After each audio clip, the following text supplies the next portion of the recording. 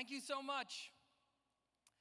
You know, let me tell you, when your job is to fight anti-Semites, it is so nice to be with good friends. So nice. And real friends, mishpacha. Because I'm proud to have come from this organization and call myself an RJC activist. I grew up with the RJC. And think of the day we had. You have built an empire. And so I want to begin by saluting all of you for all of your work and your leadership, your amazing board, and Senator Coleman and the incomparable Matt Brooks for everything you've done to make the RJC the impactful, game-changing organization it is. You know, two individuals that I want to really honor and mention today are my heroes, and I know they're your heroes as well, and that's Sheldon and Mary Adelson. You know, the flag of Jerusalem, and now I can say on behalf of the government of the United States, the Jerusalem that is the eternal capital of the Jewish people in the state of Israel. The flag of Jerusalem is adorned with a regal, rampant lion. And that just isn't any lion. That is Aryeh Yehuda, the Lion of Judah, the eternal symbol of Jewish governance and Jewish royalty, the symbol of the king that made Jerusalem the Jewish capital 3,000 years ago. And it is the symbol of Jewish courage. The lions of Judah of today are Sheldon and Mary Adelson. And what they have done for the Jewish people and the United States of America is something that we will never be able to repay. And I'm so proud to be able to call them my dear friends and my mentors. And let me tell you what else makes me proud. I am proud to serve in the most pro-Israel administration this country's ever seen. You know, Senator Coleman, in introducing the president, used the Pesach Dayenu story. And I want to take a moment to reflect. Each and every one of those actions taken by this president by itself would have made this administration uncommonly pro-Israel, uncommonly pro-Jewish, each one by itself. And he has done all of them together. Defunding UNRWA, walking out of the Human Rights Council of the United Nations, closing the PLO office in Jerusalem, abrogating the disastrous, catastrophic Iran deal, recognizing Jerusalem as the capital, recognizing the Golan Heights, and all of that in one half of one term. One half of one term, 2 years. And so this president is in a league by himself. Not only because of all of those actions, but because he has given us Vice President Mike Pence and David Friedman and Jason Greenblatt and Jared Kushner, and the list goes on, and John Bolton. Does it get any better than that? Can it get better than that? Well, I'm here to talk about another great American leader that this president has given us. A great American leader from whom I am so privileged to bring you warm greetings today. And that is our great Secretary of State, Mike Pompeo. My boss and a real patriot. You know, that's the Secretary of State, Mike Pompeo, that took out of the human rights reports of the State Department the term occupied territories. That's Secretary of State. And by the way, when he was in Israel just now, going to the Kotel with Prime Minister Netanyahu, first time a Secretary of State has done that, he was asked at a press conference, you know, you took out the term occupied territories from the State Department human rights reports. Why did you do that? And he said in response, if you're asking me if that was a typo, the answer is no, that was not a typo. We choose our words very carefully. That was his answer. That's the Secretary of State who announced that we would be revoking the visas of ICC prosecutors who open war crimes investigations into U.S. troops. By the way, as a U.S. Army officer, I'm especially proud that this is the State Department we have today. And not only U.S. troops, but troops of the Israel Defense Forces as well. And that means if prosecutors of the ICC are going to be opening war crimes investigations into the soldiers of the two most moral, most decent, most law-abiding armies in the world, you ain't coming to Disneyland. No, no, you ain't coming to Disneyland. Governor Noem won't be able to take you to Mount Rushmore because you won't have a visa. That's the same Secretary of State who 2 weeks ago stood before 18,000 activists at the AIPAC Policy Conference and said, let me go on the record. Anti-Zionism is anti-Semitism, plain and simple. That's what he declared, and that's the policy of the United States of America today, and that is a game-changing policy. It has never been said before. It has never been said before. And so I couldn't be prouder to represent this administration before you today because these are urgent times, and we've heard it before. Anti-Semitism is on the rise throughout the globe. Attacks on Jews are happening throughout Europe. Rallies for economic rights are devolving into anti-Semitic orgies. Jews are attacked not only in Paris and Marseille, but in Brooklyn as well, in Crown Heights. In the United Kingdom, we have a Labour Party hijacked. So much so that the Jewish community of the United Kingdom stood together and said, this threatens our survival. A recent survey of Jewish communities in Europe reports that nearly 80% are reporting that anti-Semitism is on the rise in their country and threatening their existence. Jews are leaving Europe. For their safety, they feel like they need to leave Europe.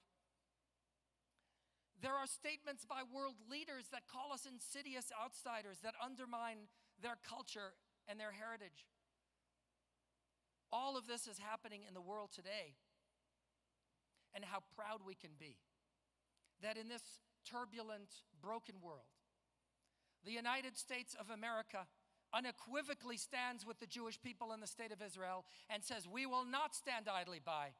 We will fight this everywhere it occurs, in every city, in every country, in every continent. And so let me tell you what we're going to be doing. Right after Pesach, I'm going to be going to Ukraine and to Hungary and to Poland and to Belgium. Then I'll be going to France and to the United Kingdom. I'll be going later to Latin America. And yes, I'll be going to the Middle East because in this administration, our work will ignore no region in the world. No region in the world will be left untouched because this crisis is too important and the safety of the Jewish people is too urgent a cause. And we're also not going to ignore any part of the ideological spectrum. Jew hatred is Jew hatred. And whether it's clothed in the language of the ultra-right or in the ultra-left, it is still Jew hatred. And we are going to fight it, and we're going to call it out, and we are going to confront it. But not only are we going to be pummeling the anti-Semites and pressuring the recalcitrant, I want to give you some good news as well. We are also going to be supporting our friends and allies. When Mike Pompeo announced my appointment, literally at that very moment, I was on a plane at Dulles taxiing on my way to Europe. And I represented the United States at two conferences. A conference of the OSCE in Bratislava, a conference of the EU in Brussels. The first conference convened by Slovakia in its role as rotational chair in office of the OSCE was a conference in anti-Semitism. And the first conference convened by Romania in its role as rotational president of the EU Council was a conference on anti-Semitism. This is extraordinary. And I want to publicly thank Slovakia and Romania and Theresa May and President Macron and all of the anti-Semitism coordinators and all of the brave leaders who are standing up and fighting because there are many who are fighting. We can always say we wish there were more, but there are enough. And that is the good news. Because when crises boil over as this has, people stand up and fight. And these European leaders understand that anti-Semitism isn't only about the Jews. By the way, if it were, my God, that would be moral reason enough to fight it with every effort we can muster. But it's not only about the Jews. They understand, these leaders, that anti-Semitism is human history's greatest barometer of misery and suffering. And it is a vile poison, as President Trump called it just today and has called it before. And that vile poison, when embraced by a society, rots it to its core and produces human suffering at a level that defies description. That is the history. And so you want to fix the world? You want to uplift humanity? You want to rescue people from distress? This is the address. You fight Jew hatred. You end this sickness, this age-old sickness of humanity. That's how you make the world a better place. And these European leaders get it. And so I'm going to be supporting them. That's part of my role. Now, my friends, I want to close by talking about you. Because everywhere I go, I get asked, we are so afraid. We are so afraid by what's happening. We're afraid for our children. What can we do? How can we help? How can we fight this? And so I'm going to tell you. I'm going to tell you right now. You know, I'm going to fight this thing. I'm going to fight this either way. And I'm going to fight anti-Semitism with the full weight of the United States of America. That ain't too bad. But to beat it, to actually defeat this metaphysical hatred, even the United States alone can't do that. There's something else we need. And that is the most elusive asset of all. It's called Jewish unity. And that's why I need your help. It is not enough to rally our community. It's great to do that, feels good, but it's not enough. We have to be emissaries of Jewish unity. We have to be ambassadors of Jewish unity because our future depends on it. I want to tell you a story. And this is not a good story, so prepare yourselves. We have a lot of students at this conference. I want to tell you a story about Stanford University. A brave, terrific student leader at Stanford University he's a student senator. He introduced a resolution in the Student Senate to adopt the International Holocaust Remembrance Alliance definition of anti-Semitism. Not controversial, folks.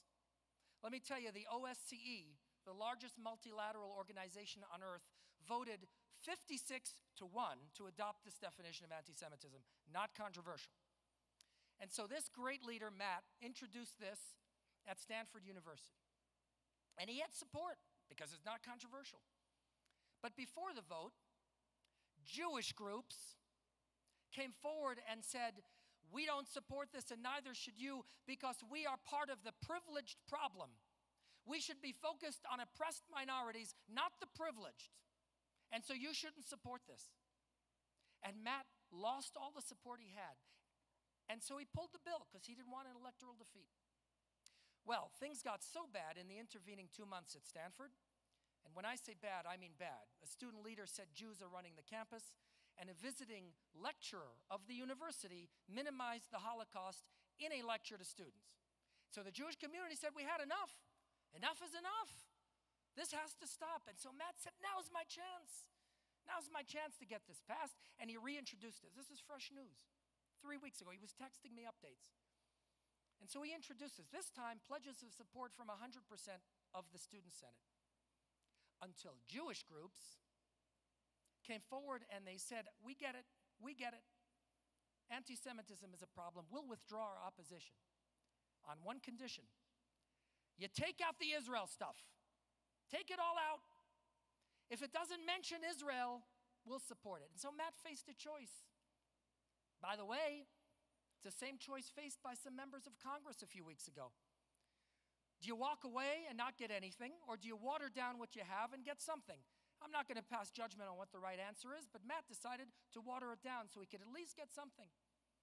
And so what passed unanimously in the Stanford Student Senate is that it is anti-Semitic to beat up Jews. Newsflash. But if you want to hang a blood libel on the Jewish state, if you want to say Israel is committing genocide or is an apartheid state, have at it. Green light. You know who did that to us? We did that to us. We did that to us. You know, folks, we can disagree on a lot of things. I mean, not we in this room, we in the world. We know how to do that. We're experts. But when it comes to our future, when it comes to our survival, when it comes to the world our children will inherit, how dare we? How dare we undermine our safety and our survival and our future? How dare anyone? That has to be the message. That has to be the menace. We just finished celebrating the holiday that is entirely about the defeat of anti-Semitism. That's what Purim is about. Not the redemption of slaves or the anti-Semitism of defiling temple worship. No, this is anti-Semitism in the purest form. Genocidal anti-Semitism that we have seen too many times in our history. That was the plot Haman had. And when Mordechai came to Queen Esther and said, "For this reason God has put you here, please save your people," Queen Esther said, "I will risk my life to do it. But first you tell the Jewish community 3 days of fasting.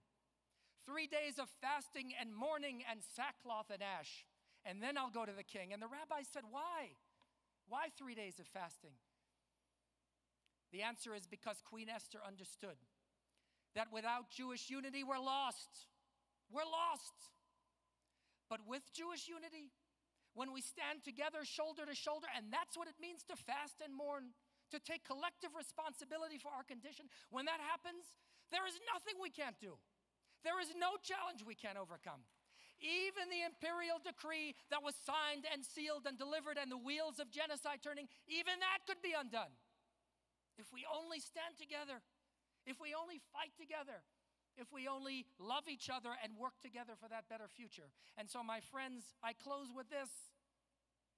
Our obligation when we leave a conference like this and feel the motivation that it gives us is to go to every Jewish community and every synagogue and every JCC and every JCRC and carry that message forward.